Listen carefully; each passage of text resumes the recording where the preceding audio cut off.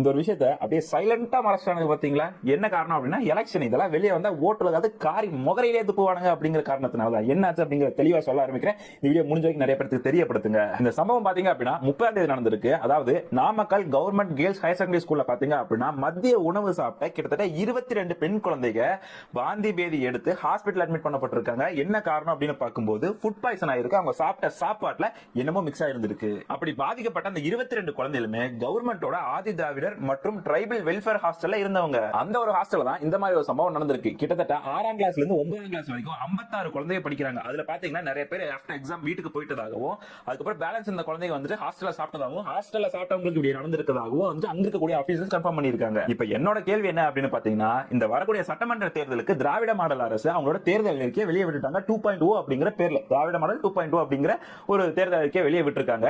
அதுல பாத்தீங்கன்னா 98 பக்கம் இருக்கு. அந்த 98 பக்கத்துல 52வது பக்கத்தை ஓபன் பண்ணி பள்ளி கல்விங்கிற ஒரு தலைப்பு இருக்கு. 26வது தலைப்பு. அந்த தலைப்பு கீழே ஃபர்ஸ்ட் வாக்குறுதி ஒன்று கொடுத்திருக்காங்க. என்ன அப்படின்னா காலை உணவு விரிவாக்கம் அப்படின்னு சொல்லிட்டு, அதாவது 5ஆம் கிளாஸ் வரைக்கும் வந்துட்டு இப்போ உணவு கொடுத்துட்டு இருந்தாங்க.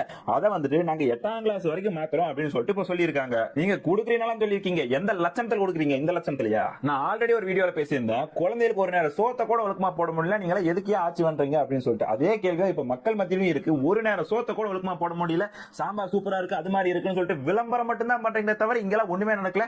அந்த 22 குழந்தை கிட்டத்தட்ட பாத்தீங்கன்னா 25 குழந்தை பக்கம் பாதிக்கப்பட்டிருக்காங்க அப்படின்னு சொல்லிட்டு ரெண்டு நியூஸ் சேனல் தான் பேசியிருக்காங்க. அது நம்ம நியூஸ் சேனல் கிடையாது. நம்ம நியூஸ் சேனல் பார்க்கவே முடியல. அப்படி இருக்கும் பட்சத்துல எந்த லட்சணத்துல நீங்க வரக்கூடிய ஆட்சியில நாங்க சூப்பரா கிழிச்சிருவோம் அப்படின்னு சொல்லிட்டு நீங்க சொல்லிட்டு இருக்கீங்க? எனக்கு புரியல.